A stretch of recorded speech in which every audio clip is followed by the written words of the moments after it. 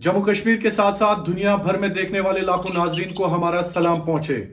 आपको बता दें कि एक बड़ी खबर आ रही है, अहम खबर आ रही है, बड़ा अपडेट आप तक पहुंचाने की कोशिश करते हैं।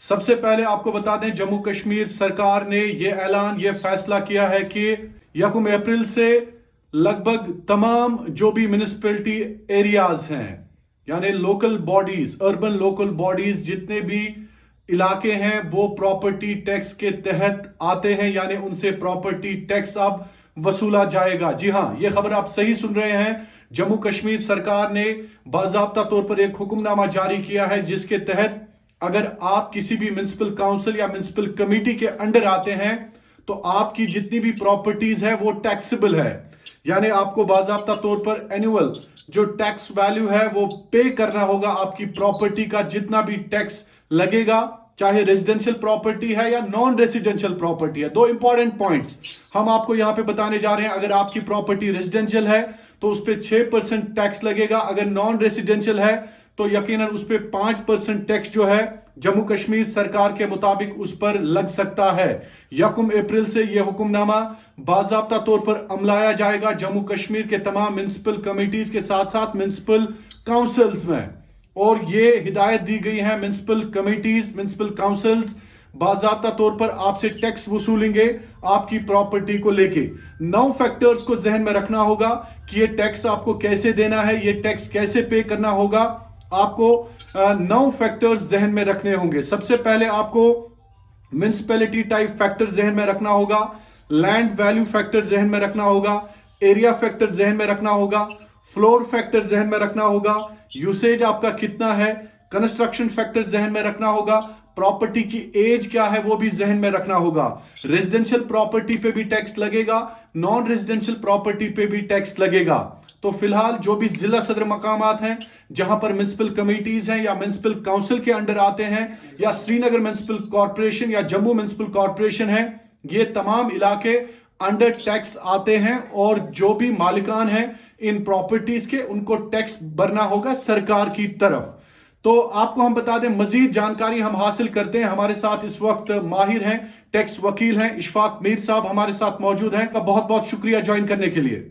शायद साहब बहुत बहुत शुक्रिया आपके शो पे बुलाने के लिए। जी इशफाक साहब, सबसे पहले यह समझा दीजिएगा, 1 अप्रैल से क्या तैयार रहना होगा लोगों को जिनकी प्रॉपर्टीज टाउन्स में है, सिटीज में है, या छोटे छोटे कस्बे जितने भी हैं म्युनिसिपलिटी कमेटीज के अंदर आते हैं, क्या उनको टैक्स के लिए तैयार रहना होगा? शायद साहब जो अभी आज उन्होंने रूल्स जो नोटिफाई किया है government of Jammu and Kashmir की तरफ से, जो अभी उन्होंने रूल्स नोटिफाई किया है, उन्होंने उसमें साफ साफ क्लियर लिखा है कि 1 अप्रैल 23 से ये रूल्स लागू हो जाएंगे। और ये हमने जो उन्होंने जो वहां पे लिखा है कि आपकी जो प्रॉपर्टी है उस पे जो नेट टैक्सेबल वैल्यू, उस पे आपने टैक्स भरना पड़ेगा। अब इसमें यह है कि पहले सबसे पहले हमने देखना पड़ेगा कि ज्यूरिसडिक्शन क्या है इसमें, कि किस किस पे ये लागू हो जाएगा और इसमें एग्जेम्पशंस क्या है। उन्होंने जो एक्सक्लूड किया है प्रॉपर्टी टैक्स पे, उन्होंने बाकायदे तौर पर ऑर्डर में लिखा है कि किस किस चीज को हम एग्जेम्प्ट कर रहे हैं। यानी कि 1 अप्रैल से ये लागू हो जाएगा, 1 अप्रैल से हमने प्रॉपर्टी टैक्स पे करना पड़ेगा। जी, तो इशफाक साहब ये बता दीजिएगा, प्रॉपर्टी टैक्स फिलहाल ये रूरल एरियाज के लिए नहीं है बल्कि अर्बन एरियाज के लिए। ये इसमें साफ साफ उन्होंने लिखा है कि जो भी ज्यूरिसडिक्शन म्युनिसिपैलिटी कमेटी जी उस पे ये लागू किया जाएगा। अभी रूरल एरियाज जो भी है, जो पंचायत के अंदर आते हैं, वो अभी फिलहाल एक्सक्लूड है। जी, तो इशफाक साहब थोड़ा सा समझा दीजिएगा, ये प्रॉपर्टी टैक्स कैसे लगता है, कैसे भरना होगा? रेजिडेंशियल प्रॉपर्टीज के बारे में बता दीजिए, नॉन रेजिडेंशियल प्रॉपर्टीज के बारे में बता दीजिए। सबसे पहले मैं आपको बताना चाहता हूँ कि जो ये प्रॉपर्टी टैक्स है, जो ये लगेगा प्रॉपर्टी पे, यानी कि अगर आपके पास लैंड है, अगर आपके पास बिल्डिंग है, तो इसके ऊपर ये टैक्स लगेगा। अब ये टैक्स उन्होंने एक मेथड उन्होंने वही से दिया है कि इसको कैलकुलेट कैसे करेंगे। तो जो रूल्स में उन्होंने लिखा है वो लिखा है कि एक फॉर्मूला उन्होंने दिया है कि आपका जो नेट टैक्सेबल वैल्यू है उस पे हम रेजिडेंशियल पे 5% और जो नॉन रेजिडेंशियल है उस पे 6% आपने पे करना पड़ेगा। लेकिन जो उन्होंने ये टैक्सेबल वैल्यू जो है उसको कैलकुलेट करने के लिए उन्होंने कुछ फॉर्मूला दिया है, जिसमें उन्होंने कुछ फैक्टर्स रखे हैं।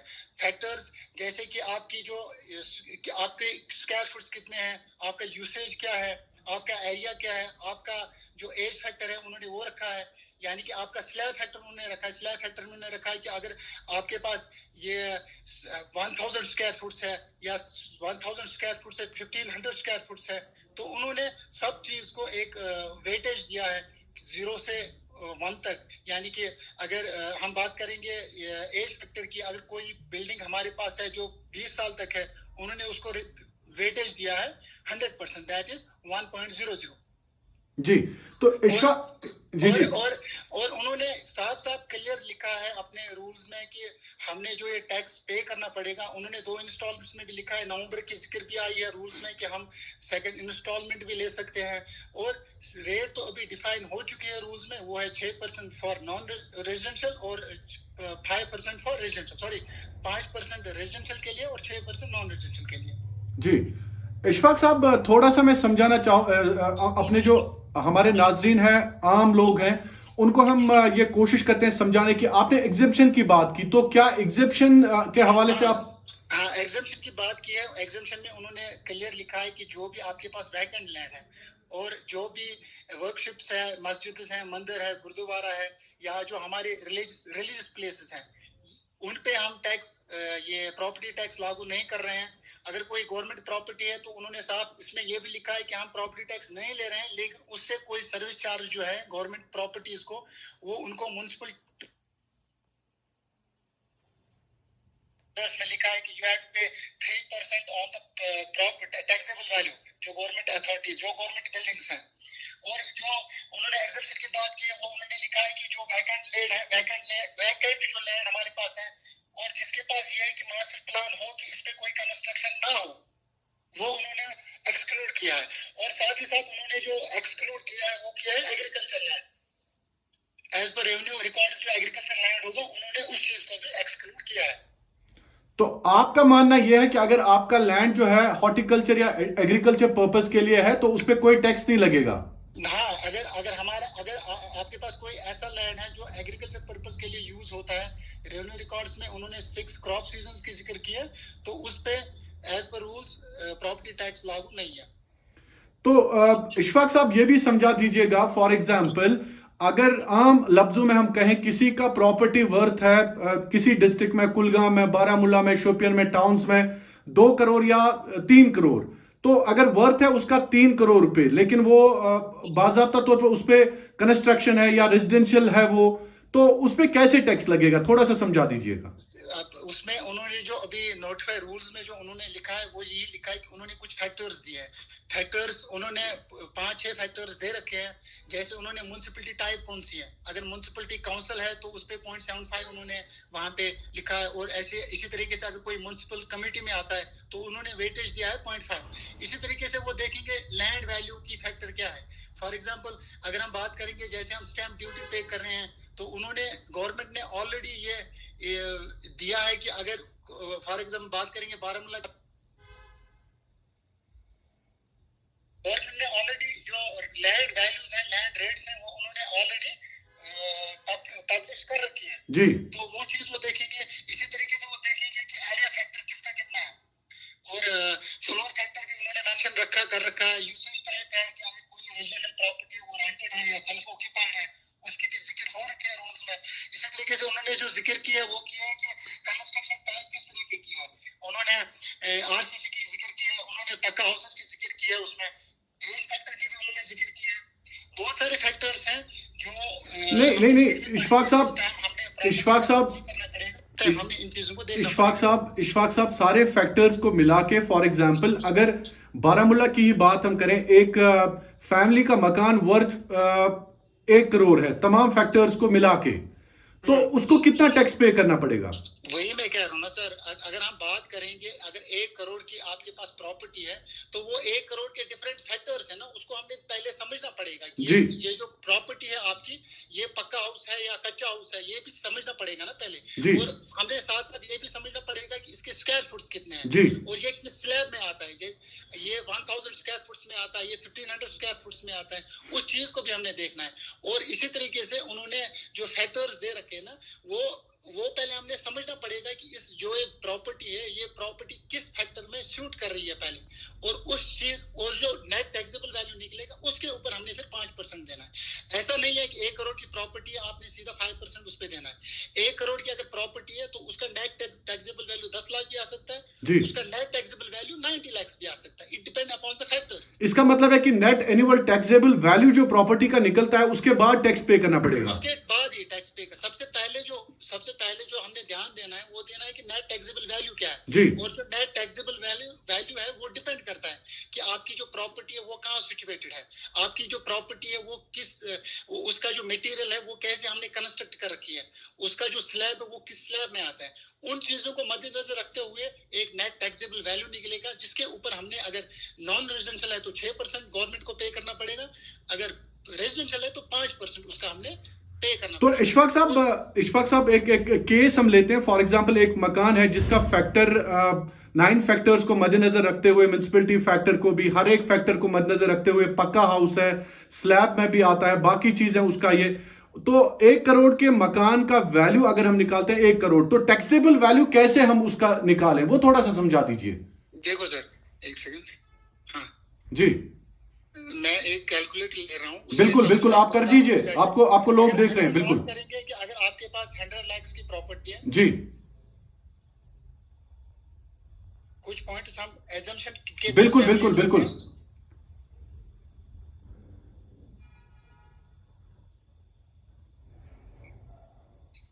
ओके।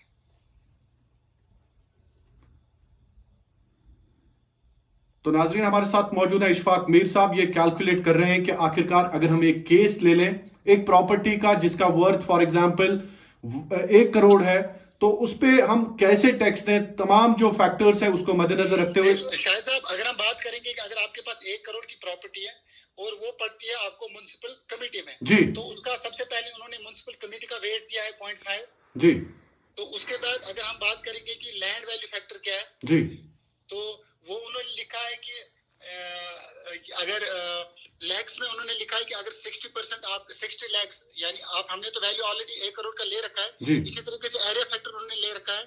अगर हम बात करेंगे अगर ये रेजिडेंशियल बिल्डिंग है तो 1 उन्होंने फैक्टर दे रखा है। इसी तरीके से अगर हम यूसेज टाइप देखेंगे, रेजिडेंशियल अपार्टमेंट्स फ्लैट्स में है या रेजिडेंशियल हाउस है या इंडस्ट्रियल मैन्युफैक्चरिंग है, वहां पे भी अगर हम शायद साहब जाहिरी तौर पर बात करेंगे तो जाहिरी तौर पर ये कॉम्प्लेक्स सिचुएशन है अभी, यानी कि एक पर्टिकुलर हमने बाकी सारे पॉइंट्स भी देखे पड़ेंगे इसमें कि हम एक एग्जैक्ट फिगर हम नहीं बता सकते अभी कि 1 करोड़ की जो प्रॉपर्टी वैल्यू है कि उस पर कितना टैक्स बन सकता है। लेकिन साफ अल्फाजों में ये है कि सबसे पहले हमने सारे पॉइंट्स देखने हैं। ऐसा नहीं है कि 1 करोड़ पे आपने सीधा 5% भरना है।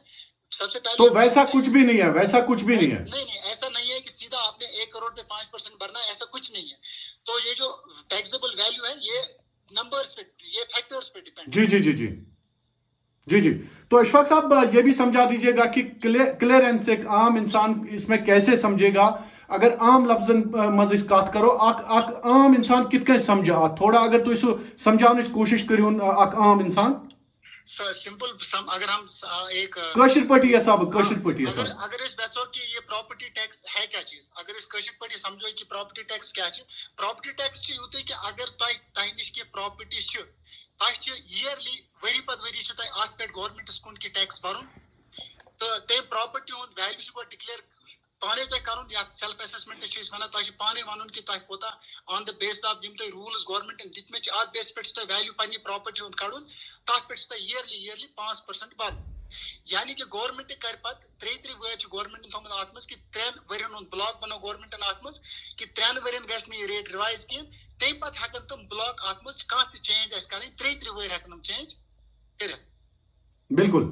बहरहाल इशफाक साहब शुक्रिया, इस करो कोशिश कि तुम करो इस ब्याह का इंटरव्यू अत मुतलिक सड़ा शुक्रिया। तो नाज़रीन बात कर रहे थे इशफाक मीर साहब, जी जी, तो बात कर रहे थे इशफाक मीर साहब। इन्होंने बड़े उम्दा अल्फाजों में हमें यह समझाया कि प्रॉपर्टी टैक्स आखिरकार क्या है।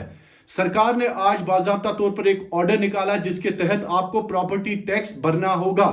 यानी अगर आप municipal committees, municipal councils, corporations के अंडर आते हैं, अगर आपका रेजिडेंशियल यानी अगर आपका रिहायशी मकान है या अगर आपकी जमीन लैंड है आपके पास किसी भी म्युनिसिपल एरिया, म्युनिसिपल कमेटी में, तो आपको टैक्स भरना होगा रेजिडेंशियल के लिए 5% और नॉन रेजिडेंशियल जो प्रॉपर्टीज हैं यानी कमर्शियल या बाकी जो आपकी लैंड वैकेंट लैंड है उसमें भी आपको, अगर वो एग्रीकल्चर लैंड नहीं है तो आपको 6% टैक्स भरना होगा सरकार की तरफ। यह हुक्मनामा आज से जारी हुआ और 1 अप्रैल से इस हुक्मनामे पर अमल बाज़ाब्ता तौर पर हो जाएगी।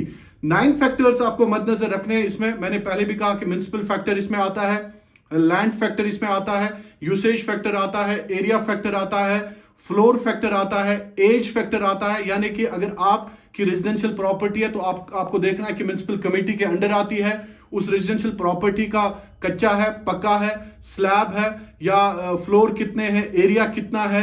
तो बाज़ाब्ता तौर पर ये फैक्टर्स आपको देखने हैं। इसके बाद आपको टैक्स भरना होगा सरकार की तरफ 5% और 6%। बहुत बहुत शुक्रिया आपका कश्मीर क्राउन देखने के लिए।